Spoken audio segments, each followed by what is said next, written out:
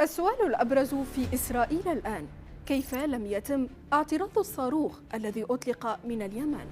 وبالمناسبة، الصاروخ سقط في منطقة مفتوحة وسط إسرائيل من دون أن يتسبب بوقوع أضرار جسيمة، لكنه سقط على بعد 6 كيلومترات من مطار بن غوريون وأدخل أكثر من 2 مليون إسرائيلي للملاجئ. الصاروخ البالستي بلغ مساره نحو 2000 كيلومتر في زمن قدره 15 دقيقة، وهنا مربط الفرس كما يقولون.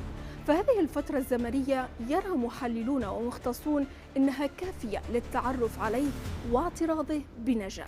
تقارير تقول إن أنظمة الكشف قد رصدت الصاروخ وتم إطلاق عدد من الصواريخ الاعتراضية عليه، سواء من نظام آرو السهم أم من القبة الحديدية، لكنها فشلت في اعتراضه. وتسببت هذه العملية في إصابات طفيفة وفقا لإسعاف الإسرائيلي، وأضرار في محطة للقطارات وعدة حرائق، فيما دوت صفارات الإنذار في أكثر من 50 بلدة.